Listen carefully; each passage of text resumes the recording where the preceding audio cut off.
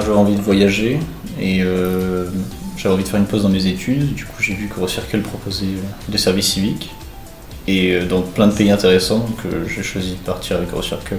Je suis allée voir ma conseillère de la mission locale qui m'a parlé de ces missions. J'ai vu donc la mission Envol qui permettait aux jeunes de pouvoir voyager et de faire une mission de solidarité, on va dire. Et du coup, je me suis dit, pourquoi pas faire ça pour prendre du recul, réfléchir à ce que je vais faire plus tard. Et en Italie, j'ai travaillé déjà. J'étais institutrice et j'ai étudié pour ça. Mais quand j'étais dans la classe, jamais pas du tout. Et j'ai pensé, non, comme ça va pas, je dois changer. J'avais vraiment envie de découvrir quelque chose qui m'était totalement inconnu. Je me suis dit peut-être c'est l'occasion aussi d'aller à l'étranger, d'être prise en charge aussi, que tout soit fait, que ce soit facile aussi pour moi. Le but c'est de voyager et découvrir de nouvelles cultures. Yeah, I'm from Israel, from Tel Aviv. I want to experience something like different and also study French. Et j'ai décidé de faire un stop dans mes études pour partir quelques mois à l'étranger pour pouvoir après prendre une décision sur ce que je voulais faire. Moi, c'était parce que j'avais envie d'aller à l'étranger aussi. Là. Je voulais faire un truc dans l'humanitaire, le social. Et c'est pareil, la mission et le pays aussi, parce que je me suis dit que j'aurais peut-être pas la chance d'aller en Israël. 2 fois dans ma vie, quoi. I'm from Armenia. I was kind of successful guy in Armenia, but I didn't like what I'm doing, to be honest.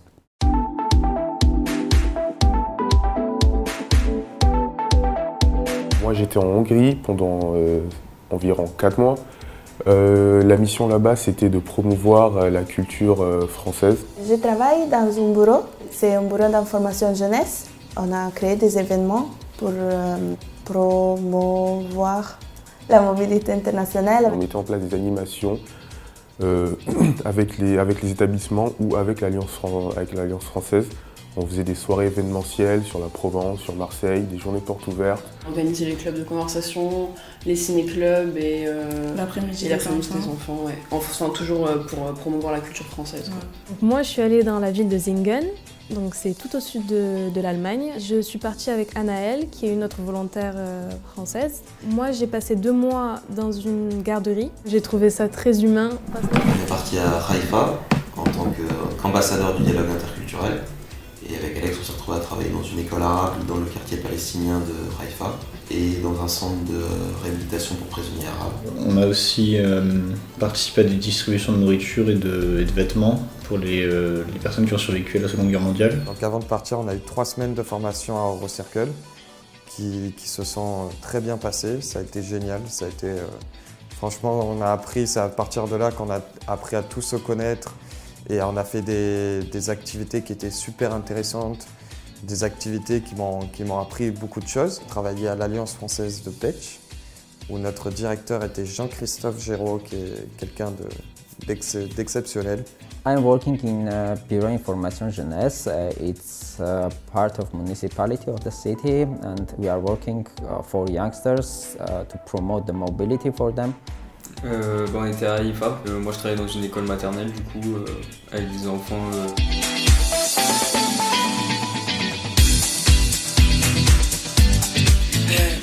C'était la première fois que j'allais en montagne et de base en fait c'est elle qui s'était renseignée. Je pensais qu'on allait aller visiter un village en montagne. Sauf qu'il avait beaucoup neigé et qu'on n'avait pas pris les vêtements adaptés pour... Oui, on était en basket. Voilà.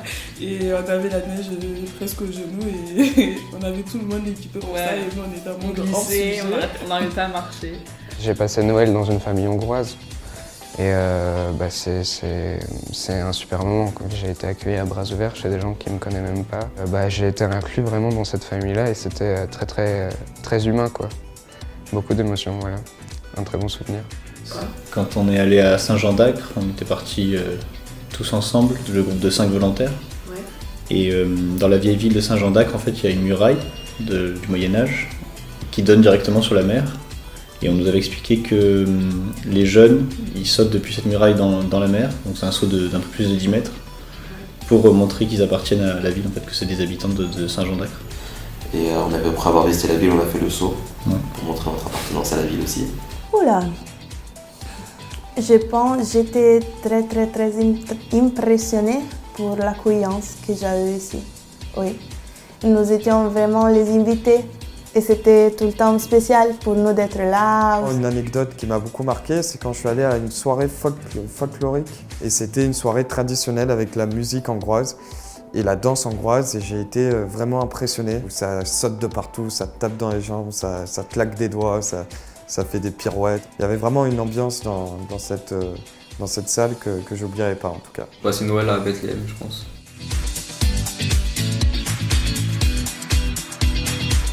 Je voyais que de portes fermées. Et maintenant, j'ai changé ma tête aussi.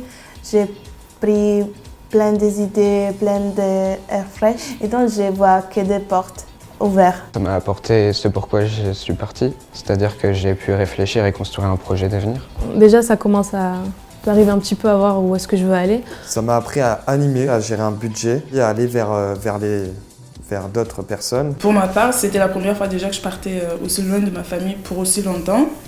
Et du coup, il fallait une certaine autonomie, beaucoup d'autonomie, s'organiser avec son budget et tout ça. C'était la première fois que je me retrouvais face à moi-même. Moi, je dirais que je suis peut-être un petit peu plus responsable. J'ai pu acquérir quelques bases qui me permettent de m'organiser, de mettre en place les choses. C'était super enrichissant, on a appris énormément de choses, puis on a appris à se débrouiller dans un pays. Before, I didn't imagine sharing my apartment with someone. Now I can't imagine how I'm going to live without them. Ça nous a beaucoup donné d'indépendance et que ça m'a donné envie d'être plus investi dans des associations ou peut-être de donner plus de mon temps pour des groupes de gens qui en ont besoin. Personnellement, c'est aussi une remise en question du mode de vie qu'on a nous. À l'échelle d'une vie, c'est sûr que c'est bénéfique parce que ça remet en question beaucoup de choses. Sur notre manière de consommer, sur plein de choses, sur notre vision du monde en général et de la politique.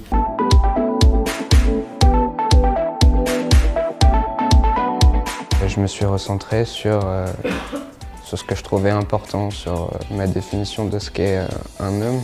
Pour moi, un homme, c'est quelqu'un qui a acquis un savoir-faire, qui à partir d'un certain âge connaît certains sujets sur le bout des doigts, qui sait se débrouiller seul. Donc je me suis recentré sur les métiers de l'artisanat. Pour moi, j'aimerais reprendre des études. Moi, je reprends ma licence 3 en psycho en septembre. Et de mars à septembre, j'aimerais bien refaire du volontariat. Je me suis posé la question, pourquoi pas faire une école dans l'humanitaire. Now I know what I'm going to do. I hope I will succeed. I'm going to have a startup in Armenia. Je vais reprendre mes études là en septembre. Moi, j'aimerais bien reprendre mes études aussi. J'aimerais bien m'orienter vers le journalisme. Je pense que c'était étrange, mais à la fois, c'était vraiment super enrichissant. Nickel. Ouais, folle. L'enrichissement. Pour moi, une découverte. Pour moi, c'est une claque. En un mot, ce serait troublant. Avec en 2 mots, je dirais aucun regret. C'était humain. Challenging. Waouh, c'est dur. Maybe challenging. Formateur, je pense aussi. C'est aventure.